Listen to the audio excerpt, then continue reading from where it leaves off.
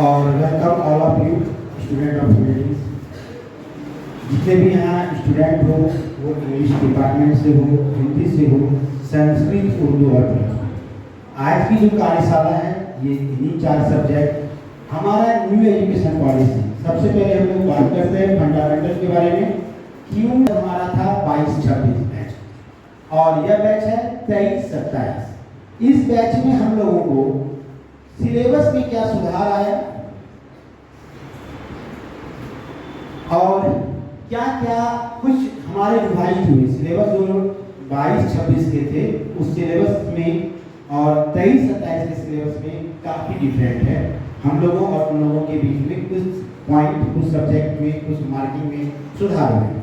आज का जो प्रोग्राम है, इस प्रोग्राम के पीछे भी यही मकसद है कि आप लोग वो जो चेंजिंग हुआ उस चेंजिंग को पढ़ना। ठीक है, अब पहले बात करते हैं प्रोग्राम स्टार्ट करने के पहले क्या हम यही सब कठिनाइयाँ, यही सब गोल, यही सब इच्छाओं और यही सब सपनाओं के साथ हम लोग अपना एनईपी स्टार्ट करते हैं। एनईपी 2020 में पहले भी कहा था, ये 4 साल का यूजी प्रोग्राम है। आज के कार्यक्रम में हम लोग सीखेंगे नए पाठ्यक्रम क्या क्या है, परीक्षा का पैटर्न क्या है और इसका मूल्यांकन का तरीका कैसे होता है। तो चलिए अब हम लोग आगे बढ़ते हैं प्रोग्राम की ओर।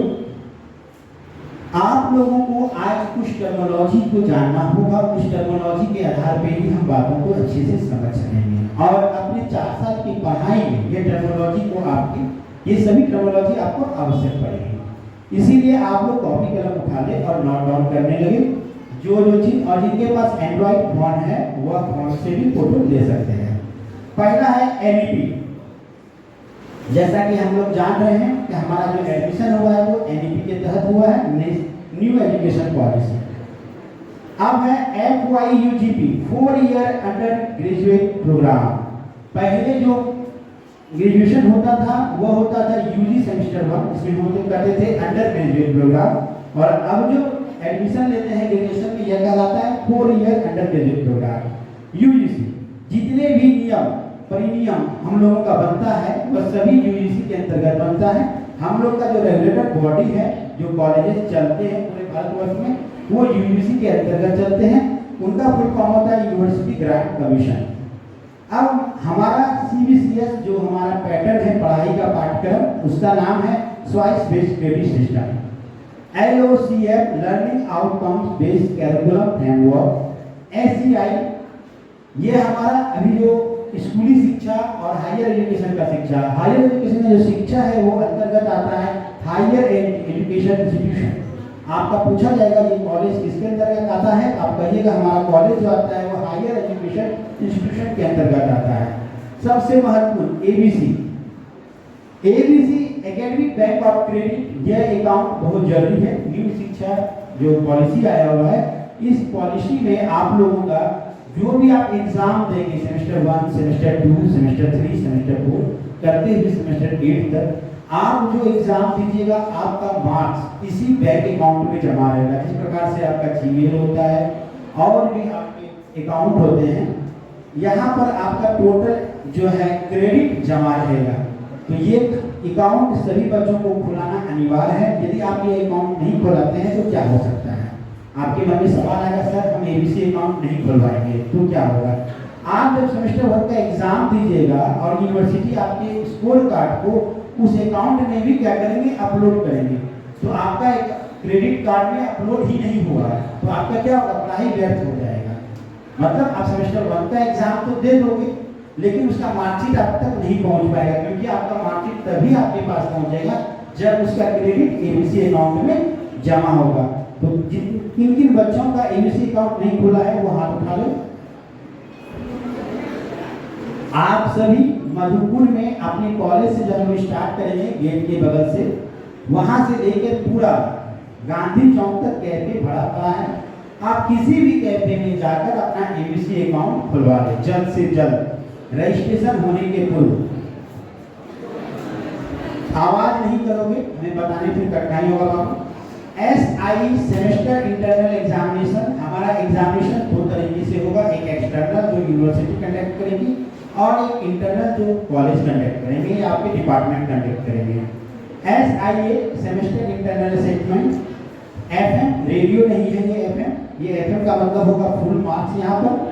PM का मतलब यहाँ पे होगा पास मार्क। AI आर्टिफिशियल इंटेलिजेंस, आप लोग बड़ी भांति वाकिफ होंगे आर्टिफिशियल इंटेलिजेंस से भी। ये इतना आज के डेट में कारीगर हो चुका है, क्या आप जो सोचते हैं, जो गप करते हैं अपने एंड्रॉइड फोन को अपने बगल में रखकर जब फेसबुक सोशल मीडिया को आप चलाते हैं उसमें रील्स भी उसी तरह के आने लगते हैं। तो समझ लीजिए कि आपके हाथ में जो मोबाइल है वो आपके हर एक्टिविटी को कैच कर रहा है। CC कॉमन फोर्सेस MIL, ये बहुत ही इंपॉर्टेंट टर्मिनोलॉजी आपके लिए होगा, इसको भी आप लोग नोट डाउन कर लेंगे। Modern Indian language. NH non Hindi. AEC ability enhancement course. SEC से skill enhancement course. MDC multidisciplinary course. IAP internship apprenticeship project. MJ major disciplinary कहिए या इंटरडिसिप्लिनरी कोर्स कहिए। MM माइनर डिसिप्लिनरी और interdisciplinary course. AMG advance major disciplinary. NSS national service scheme. NCC national credit code. अब NSS के बारे में थोड़ा सा आप लोगों को बता देते हैं। NSS हमारे कॉलेज में चलाया जाता है, जिसकी 3 यूनिट है। यूनिट 1 जिनके जो प्रोग्राम ऑफिसर हैं वह है पॉलिटिकल साइंस के विभाग अध्यक्ष श्री विजय तुरी सर। सेकेंड यूनिट जिसका प्रोग्राम ऑफिसर है वो है हिस्ट्री विभाग के विभाग अध्यक्ष श्री महेंद्र का। तीसरा यूनिट 3 जिसके प्रोग्राम अधिकारी हैं वो है हमारी मिसेस अनीता गुहा हेमरम मैम, इंग्लिश डिपार्टमेंट के जो भी। अब आते हैं क्या जरूरत है सर, क्या इंपॉर्टेंस है NSS का। तो आप लोग NSS के इंपॉर्टेंस के बारे में ये जान लीजिए। जब आप लोग जनरल कंपटीशन, कितने बच्चों का इच्छा है जनरल कंपटीशन की ओर जाने का? SSC हाथ उठा लीजिए। आप जब भी NSS एयरफोर्स GD का फॉर्म भरेंगे तो फॉर्म भरने में एक कॉलम आता है are you are the volunteer of NCC या NSS। जब आप NSS को सिलेक्ट करते हैं फॉर्म भरने में तो आपसे पूछेगा क्या आपने कैंप किस लेवल का किए हैं, और यदि आप NCC को सिलेक्ट करते हैं तो आपसे पूछा जाएगा कि आप किस लेवल तक उसमें ग्रेड किए हैं। अब आती है क्या NSS हर फॉर्म भरने में सहूलियत करता है। हमने कहा था कंपटीशन में पॉपुलेशन एक मेजर फैक्टर है, किसके लिए? हमारे कंपटीशन के लिए। क्यों? क्योंकि अब किसी भी चीज की तैयार वैकेंसी निकलती है उसके लिए सभी लोग जोर लगा देते हैं। अभी आप लोग देखे भी होंगे हमारे कॉलेज में हिस्ट्री में एडमिशन के लिए किस प्रकार का भीड़ लगा हुआ था। 300 सीट की लिमिट थी और लगभग 1100 बच्चे हिस्ट्री पढ़ना चाह रहे थे और उन्होंने फॉर्म भरा था। बहुत ही गरीब छोटी बच्चों को करना पड़ा था। बस यही रीजन होता है NSS सपोर्ट करता है। जब आप कोई प्रकार का फॉर्म भरेंगे और फॉर्म भरने में आप NSS के वॉलंटियर रहेंगे और आपको जितना नंबर आया है दूसरे स्टूडेंट को भी उतना ही नंबर आया है तो पहले प्राथमिकता आपको दी जाएगी तब दूसरे को दी जाएगी। तो NSS में ज्वाइन करने के लिए इंग्लिश के सब बच्चों को पता ही होगा। अनीता मैम आप ही डिपार्टमेंट की मैम है, हो सकता है बहुत बच्चे लोग फॉर्म जमा भी कर चुके हों, तो बाकी जो लोग नहीं कर चुके हैं तो कर लीजिए। इसमें 100 सीट का लिमिट है, तीनों ग्रुप में 100 सीट है। जब सीट खाली होगा, आपके सीनियर जब पास होते हैं तो उनका सीट वैकेंट होता है, उसी सीट पे फिर आपका फॉर्म जमा होता है और फिर मैम आपको अपनी इच्छा या इंटरव्यू के माध्यम से आपकी एक्टिविटीज को देखते हुए आपको अपने टीम में लेती है, मैम सर जो भी लेना होगा। अब आते हैं समय बिना गवाए हुए मेन टॉपिक पे। यहाँ पर है क्या अपॉर्चुनिटी देती है 4 ईयर ग्रेजुएट 4। हम लोग पुरानी जो पढ़ाई पद्धति को पढ़ रहे थे उसमें कोई दिक्कत नहीं थी सर, ये हमको अपॉर्चुनिटी दे रही है न्यू एजुकेशन की क्यों जरूरत पड़ी? तो ये इसलिए जरूरत पड़ी कि ये स्टूडेंट को प्रोवाइड करता है opportunity for internship with the local industries businesses artist craft person it is. आपको यहाँ पर 4 साल की पढ़ाई में प्रोफेशनल और हम लोग जो जनरल ग्रेजुएशन करते थे इसमें बहुत बड़ी गैप थी। ये गैप क्या थी? क्या हम लोगों को कुछ नहीं करना है तो हिंदी इंग्लिश आपको physics chemistry math botany geology से एक साधारण ग्रेजुएशन कर लिया करते थे। यदि मेरे मन में इच्छा है मुझे प्रोफेशनल कोर्स करना है तो मुझे प्रोफेशनल के लिए डायरेक्ट इंजीनियरिंग, बीटेक, पैरामेडिकल आपका हो गया, मेडिकल हो गया, बीबीए हो गया, पीसीए हो गया, नीट हो गया, फैशन डिजाइनिंग के लिए होता है, होटल मैनेजमेंट हो गया, ये सभी चीज़ों में हम लोग एडमिशन लेते थे। बट यहाँ पर आपको सर्टिफिकेट की डिग्री जो है आपको जनरल कंपटीशन में प्रोफेशनल मिलेगा, मतलब आप जो है मल्टी टैलेंटेड बनिएगा। आपको सरकार ये सुविधा दे रही है। क्या बोले, अभी का जो न्यू एजुकेशन पॉलिसी है कंप्लीटली स्टूडेंट बेस पे, स्टूडेंट के मन के अनुसार। जैसे पहले जमाने में पहले क्या हो रहा था हमारे देश में, बच्चे लोग डबल ग्रेजुएशन कर रहे थे, एक साथ ग्रेजुएशन में एडमिशन लिए इधर और कहीं साइड में जाके दूसरे में एडमिशन लिए। दैट इज द क्राइम, वो एक क्राइम था। यदि आप पकड़े जाते हैं तो आपकी दोनों सर्टिफिकेट रद्द हो जाती है।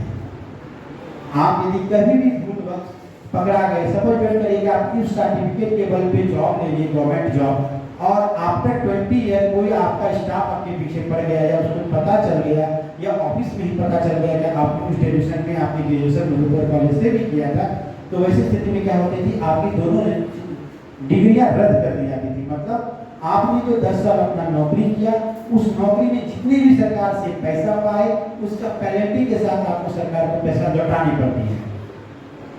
लोग तो क्राइम कर लेते हैं लेकिन ये नहीं कभी सोचते हैं कि यदि पकड़े गए तो हमको कितनी जुर्माना लगे। वो सभी चीज़ों को देखते हुए आपको यहाँ पर एक अपॉर्चुनिटी देती है, क्या आप एक साथ डबल डिग्री कर सकते हैं। मतलब जो पहले आप चोरा छुपा के करते थे, सरकार क्या किया आपके लिए ओपन कर दिया कि आप कर सकते हो, किंतु आपको करने के लिए दोनों में समान मेहनत करना होगा। अब जो फांकी मार के तुम लोग पढ़ रहे थे, फांकी नहीं मार पाओगे, ठीक है। आपको अप्रेंटिस देता है, इसके बाद as well as research internship का भी मौका देता है विद फैकल्टी एंड रिसर्चर्स के साथ their one and other higher education institution भी, ठीक है। आपको क्या करता है, रिसर्च के लिए भी मौका देता है। अब अभी स्टार्ट नहीं हुआ है, इसलिए कोई जाओगे नहीं। अब आते हैं फ्रेमवर्क। हमारा फ्रेमवर्क क्या है, हमारा जो फ्रेमवर्क है ये 4 ईयर एजुकेशन पॉलिसी का, अभी थोड़ा देर पहले हम बात कर रहे थे। इसमें कहा जाता है कि आप एक साल की यदि पढ़ाई कंप्लीट कर लेते हैं, मतलब कि 2 सेमेस्टर, सेमेस्टर 1 एंड सेमेस्टर 2, तो आप पढ़ाई क्विट कर सकते हैं। पहले क्या होता था कि आप यदि पढ़ाई कर रहे थे ग्रेजुएशन की और 4 सेमेस्टर तक पढ़ाई पढ़ लिए, आपकी शादी हो गई, या 4 सेमेस्टर तक पढ़ाई पढ़ लिए, आपका कहीं दौड़ वाले में नौकरी लग गया, तो आपको पढ़ाई छोड़ना पड़ता था और आपको इंटर का ही, क्योंकि लास्ट डिग्री कहलाता है जिसकी डिग्री आपके पास हो, जिसकी सर्टिफिकेट हो, तो आपका मैक्सिमम क्वालिफिकेशन इंटर ही रह जाता था आजीवन, और आपको पछतावा होता था कि हमने और साल भर पढ़ लिया रहता तो आज हम ग्रेजुएट कहलाते।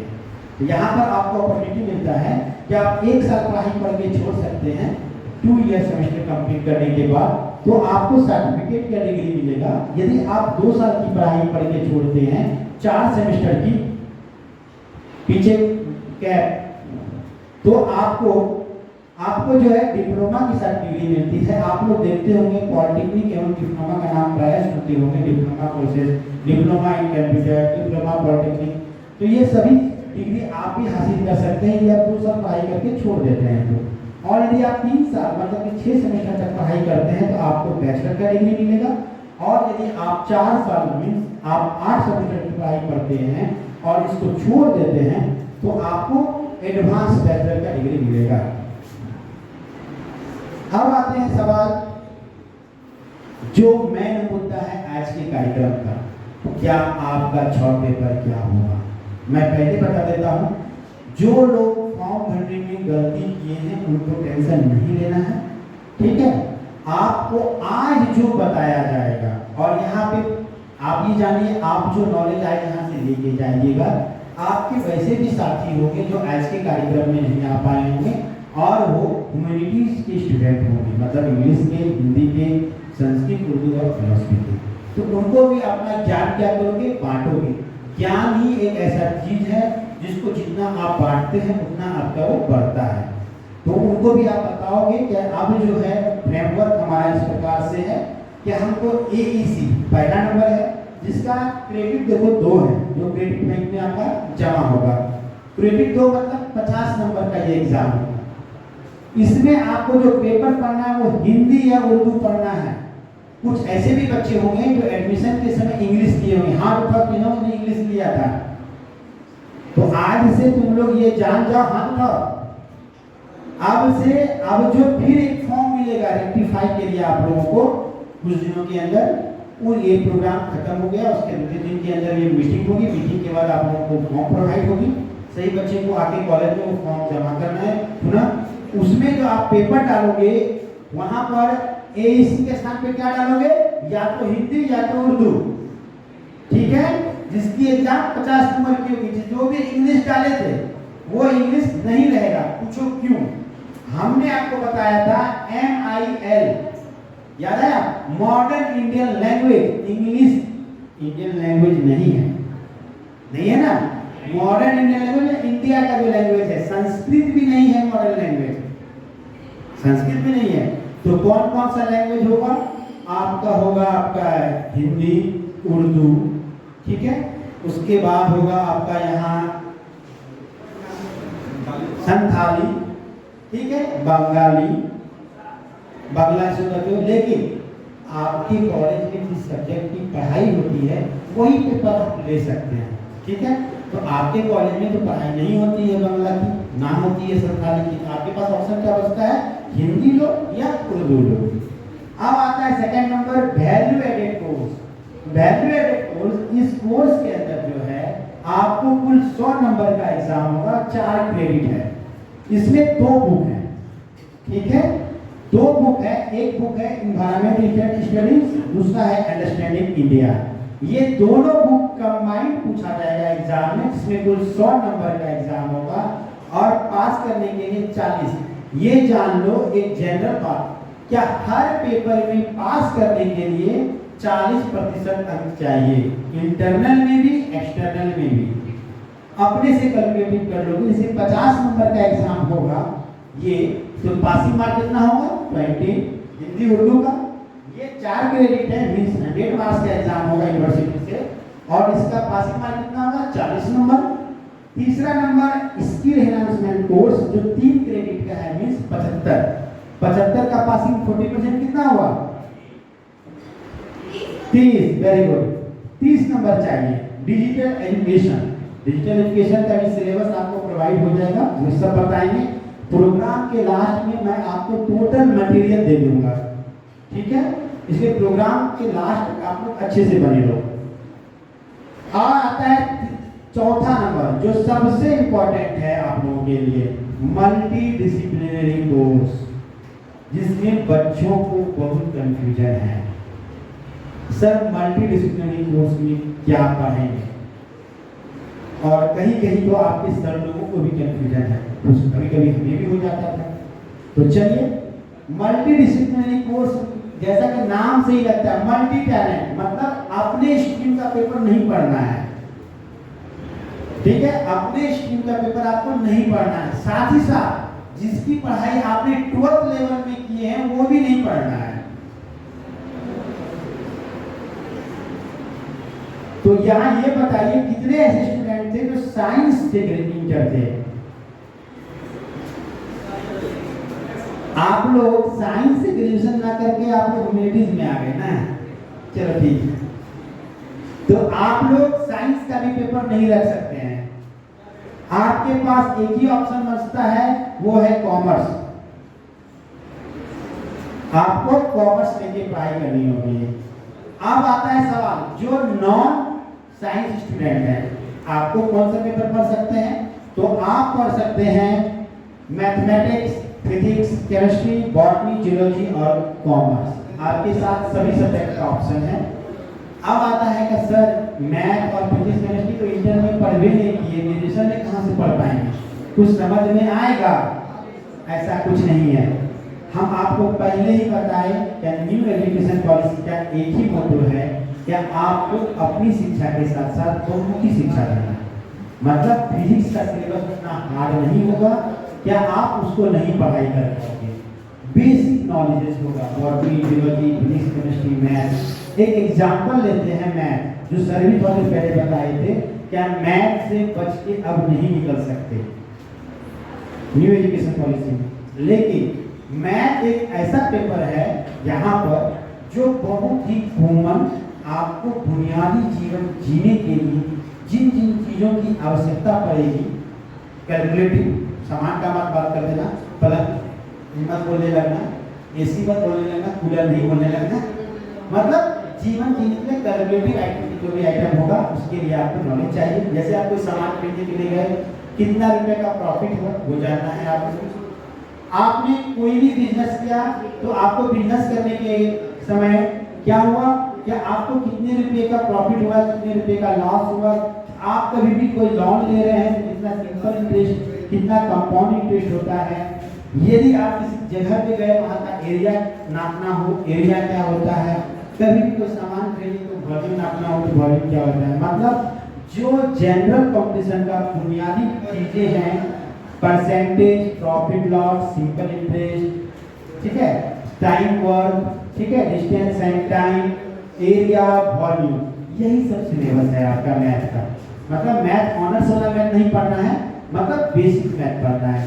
इसी तरीके से आपका फिजिक्स का भी होगा, केमिस्ट्री का भी होगा, बॉटनी का भी होगा, कॉमर्स का भी होगा। जिसका भी सिलेबस होगा बहुत ही साधारणतः क्लास 10 लेवल तक का होगा एमडीसी में, ठीक है, जो आपके कंपटीशन में आपको मदद करेगा। आप यदि मैथ ले रहे हो तो आप ये समझो कि 75 नंबर के लिए यहाँ जो आप मेहनत करोगे ग्रेजुएशन में, उतने नंबर के लिए मेहनत तुमको उधर भी करना है कंपटीशन में भी। तो मतलब एक पंथ दो काज हो जाएगा। यदि आप फिजिक्स या केमिस्ट्री या कॉमर्स लेते हो तो आपको फिजिक्स केमिस्ट्री का जीके में क्वेश्चन पूछा जाता है, बॉटनी के में पूछा जाता है। जो मेहनत आप लोग यहाँ पर करोगे अपने ग्रेजुएशन में 75 के नंबर लाने के लिए, वही मेहनत से आपका उधर भी सपोर्ट मिलेगा। अब आता है माइनर इंटरडिसिप्लिनरी सब्जेक्ट होगा। आपने 12th में जो मेजर पेपर पढ़ा था उसके साथ जो आप एक्स्ट्रा पेपर माइनर लिए थे वही रहेगा, माइनर चेंज नहीं होगा। आपका चेंज 3% ये हुआ एईसी, और ये 3 पेपर आप न्यू इंट्रोड्यूस में वैल्यू एडेड कोर्स, सेट और एमडीसी, जिसका सिलेबस कुछ दिनों में आपको प्रोवाइड कर दी जाएगी। मेजर पेपर आप जो मेजर स्टूडेंट हो, जैसे आपका मेजर है हिंदी या आपका मेजर इंग्लिश है, वो ज्यों का त्यों रहेगा। और ये नहीं समझना क्या बच्चों को ज़्यादा से ज़्यादा कॉलेज की ओर अट्रैक्ट करने के लिए बच्चे 6 पीरियड कॉलेज में बिताएं, 6 सब्जेक्ट की पढ़ाई करें, इसीलिए एनईपी आएगा। इसका मतलब ये नहीं हुआ कि आप अपना पेपर पढ़ना छोड़ दीजिए, नहीं, आपको अपने भी पेपर में उतनी ही मेहनत करनी है जो आपकी सीनियर करते थे। साथ ही साथ वो सभी पेपर में और बढ़ गई है सिलेबस, ऐसा नहीं है उधर सिलेबस छोटा किया गया, नहीं बढ़ा है। अब आते हैं मार्क्स डिस्ट्रीब्यूशन इस प्रकार से है। तो मार्क्स डिस्ट्रीब्यूशन जो है आपका वो इस प्रकार से है। क्या एबिलिटी एनहांसमेंट कोर्स, इसमें हम जान के नहीं लिखे हैं पेपर का नाम, तुम लोग खुद बताओगे क्या है एबिलिटी एनहांसमेंट कोर्स में कौन सा पेपर होगा आप लोग का? हिंदी या जोर से बोलो। कितना नंबर का एग्जाम होगा? कितना नंबर पास चाहिए? एग्जाम कौन कंडक्ट करेगी? यूनिवर्सिटी। देखो यहाँ इन सेमेस्टर यूनिवर्सिटी एग्जामिनेशन, यहाँ पर सेमेस्टर इंटरनल एग्जामिनेशन। जो एग्जाम इंटरनल होगा वो इंटरनल मतलब कॉलेज कंडक्ट करेगी, और जो यूनिवर्सिटी कंडक्ट करेगी वो इधर दिया हुआ है कॉलम में। इसका इस टेबल का फोटो खींच लो। साथ ही साथ हम ये भी बता देते हैं तुम लोगों को, आप लोग को ये वीडियो अभी रिकॉर्ड भी हो रहा है, तुम लोग देख रहे हो। ये सभी वीडियो मेरा चैनल, जिस चैनल का नाम है डॉक्टर उत्तम कुमार शुक्ला, नोट डाउन कर लो। इस चैनल को सब्सक्राइब कर लो, जहां पर कॉलेज का जो भी अपडेट होगा, जैसे सेमेस्टर 1 का सिलेबस मिला, फिर सेमेस्टर 2 में भी सिलेबस नया है आप लोग के लिए, सेमेस्टर 3 में एग्जाम के समय आपको ये जो 3 पेपर हैं इनके कुछ तरीके बताए जाएंगे उस चैनल पे पढ़ने के लिए। कैसे क्या पढ़ोगे, कैसे अच्छा नंबर आएगा, शॉर्ट नोट्स निकालने का तरीका, कैसे आप पढ़ाई करेंगे जो ज़्यादा से ज़्यादा अंक आप अचीव कर सकते हैं। यदि आप मल्टीडिसिप्लिनरी कोर्स में यदि आप मैथ लेते हैं तो उसका भी लेक्चर वीडियो आपको उस चैनल पे मिलेगा। जिससे कि आपको पढ़ाई करने में आसान होगी। इसके अलावा ऑफलाइन क्लासेस सप्ताह में एक दिन मल्टीडिसिप्लिनरी कोर्स मैथ का कॉलेज में भी होगा, वहां पर भी आप आके क्लासेस कर सकते हैं।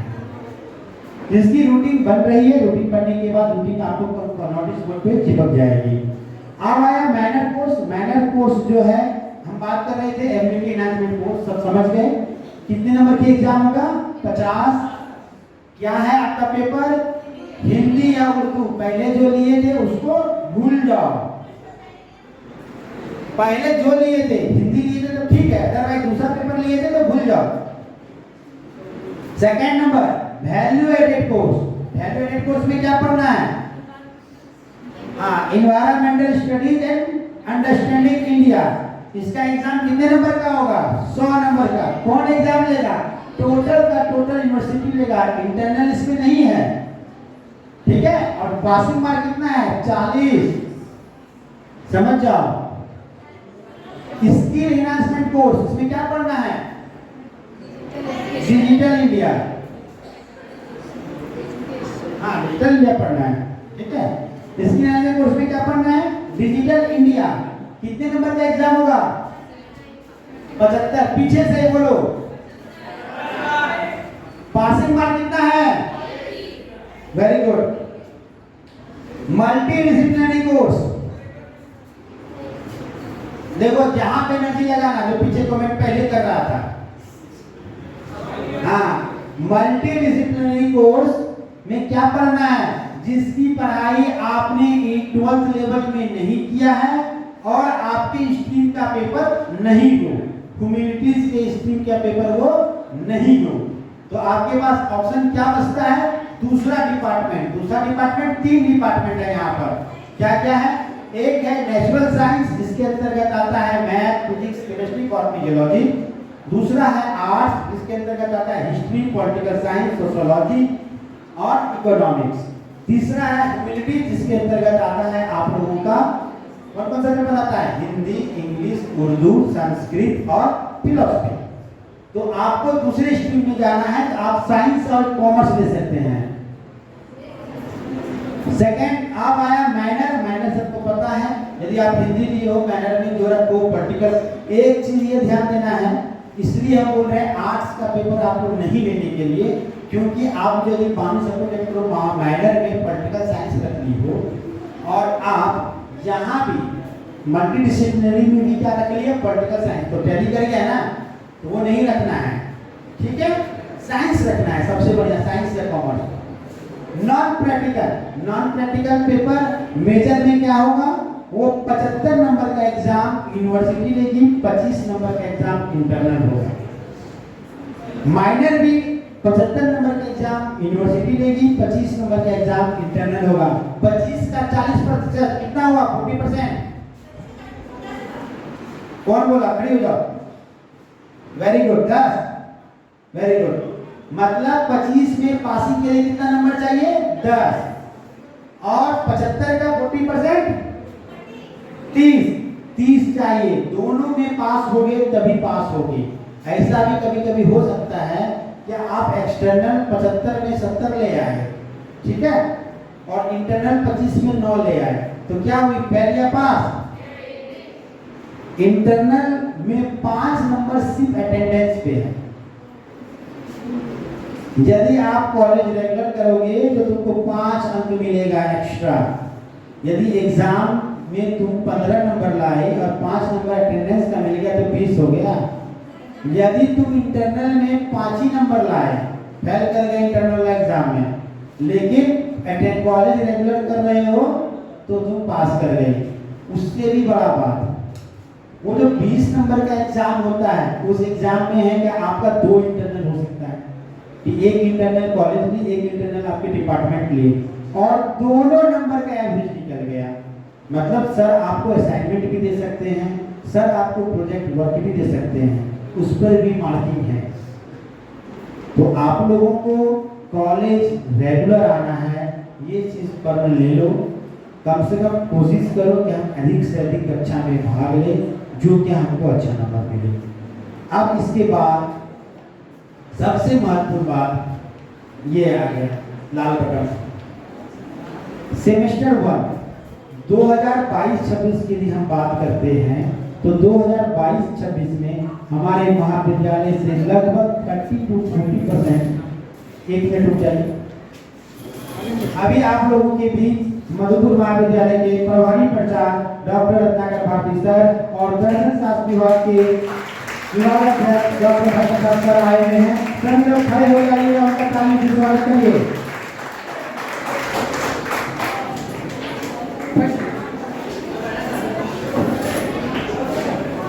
बैठ जाओ, बैठ जाओ। 10 मिनट का सिर्फ धैर्य रखो, 10 मिनट में प्रोग्राम खत्म होने वाला है। और 7-5 का जो फॉर्मूला बताए बाबू, ये 7-5 साल धैर्य रख लो, जीवन में सुखी रहोगे। जो मुख्य बात है कि बच्चे को लिख लेगा, भूल जाएगा। वो लिख लिया बेटा, ये जो सेमेस्टर 1 के बच्चे हो, कलम निकालो, कॉपी निकालो, महत्वपूर्ण बात को लिख लो, क्योंकि अब भूल जाओगे। बहुत बड़ा चीज़ अभी जो बच्चे मिल रहे हैं, इसमें बहुत सारे बच्चे फेल कर रहे हैं। वो नहीं आना है, लगभग सेमेस्टर 1 में 40% बच्चे फेल कर गए इस बार।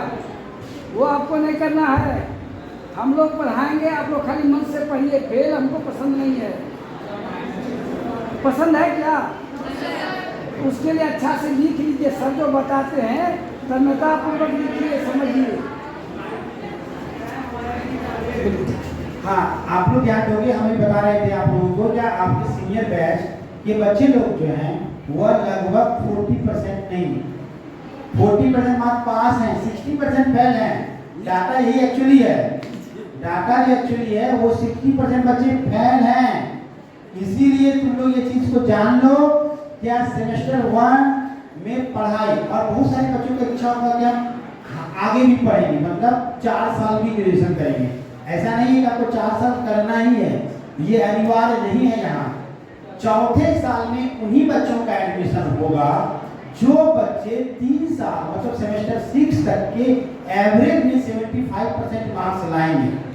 अब मास्टर के लिए सभी बच्चे नहीं जा सकते हैं। सरकार की ये भी योजना है कि 2030 तक में जो बीएड का गिरता ग्राफ स्कूलों में जब जा रहे हैं रिपोर्टर, और मालूम पड़ रहा है शिक्षकों को नॉलेज नहीं है, इसके लिए भी प्रोग्राम बनाया है। जिस तरह से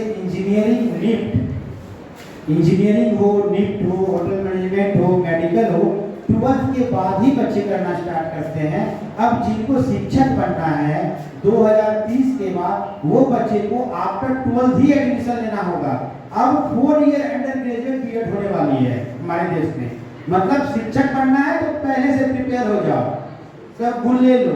ये नहीं जाके वहाँ पर अभी मेनली प्रॉब्लम क्या देखने को मिलता है, बच्चे लोग जनरल कंपटीशन या उनके लाइफ का जो गोल है उस गोल को वो तैयारी करते हैं, उसके पीछे पड़े रहते हैं, लेकिन किसी भी कारणवश वो अपने जीवन में असफलता पा लेते हैं तो बीएड का कोर्स कर लिए और जाके टीचर बन गए।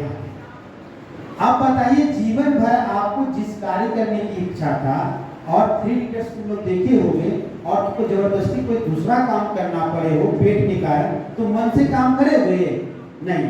इसीलिए अब यहाँ पर भी है कि आप यदि सेमेस्टर 4 में, सॉरी सेमेस्टर किसमें 7 में तभी जाओगे जब सेमेस्टर 6 तक में आप कितना मार्क्स लाओगे, 75। नहीं तो सेमेस्टर 6 में 3rd ईयर के बाद आपको बैचलर का डिग्री मिलेगा और टाटा बाय कर दिया जाएगा। अब आती है सवाल, क्या सर सेमेस्टर 1 में यदि सपोज 6 पेपर है, अब हम लोग के पास समय की कमी है, जनवरी में एग्जाम होना है आप लोगों का, आप लोग जान लीजिए, और यदि आप किसी पेपर में फेल कर जाते हैं तो क्या सेमेस्टर 1 में ही रह जाएंगे? नहीं, बिल्कुल नहीं, आप प्रमोट हो जाएंगे। आप सेमेस्टर 1 के 6 पेपर में भी यदि फेल हो जाते हैं तो भी आप प्रमोट हो जाइएगा 2 के लिए। किंतु आप 6 पेपर आपके 1 में भी है, 6 पेपर आपके 2 में भी है, कुल मिला के 12 पेपर हुआ। 12 पेपर में से आपको कम से कम सेमेस्टर 3rd में जाने के लिए 9 पेपर में पास होना अनिवार्य है। यदि इस बार आप एक पेपर में फेल करते हो तो आपके पास ऑप्शन 2 ही पेपर है सेमेस्टर 2 के लिए। यदि तुम खराब से खराब परिस्थिति को लेकर चल रहे हो लेकिन हम लोग यह नहीं चाहेंगे, यह कार्यक्रम करने के पीछे, उनकी कार्यक्रम करने के पीछे हम लोगों का एक यही मकसद है, क्या आप लोगों को एकदम सीमित तरीकों से समझा दिया जाए। क्या आप पढ़ाई करने को एक एम बना के पढ़ाई करो, एक साइंटिफिक तरीके से पढ़ाई करो और आप अपने 6 पेपर में अच्छे अंक लाओ। क्यों हम पूरा सोचे, क्या हम फेल करें? हमको यह सोचना है कि 6 को हिला देना है। कितना बड़ा पेपर है, तुम्हारे शरीर से बड़ा नहीं है और कोई भी किताब जी। एक तराजू पे अपना बैठा दो, दूसरे तराजू पे किताब बैठा दो, उससे बड़ा नहीं ना है। और मूर्ति के हिसाब से पढ़ो। तो यही चीज है। अब आता है क्वेश्चन राउंड का टाइम। इसी तरीके का सेमेस्टर 2 का भी सिलेबस है, ठीक है। ऐसा ही सिलेबस वहाँ भी रहेगा। वहाँ आप लोगों को MIL नहीं है, AACC के स्थान पे, AAC के स्थान पे, उसके स्थान पे आप लोगों को पढ़ाई करना है इंग्लिश।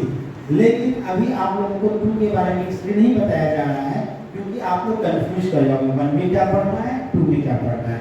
फिलहाल 1 का तैयारी कर लो। अब आती है सवाल पहला नंबर, इसको नोट करते हैं।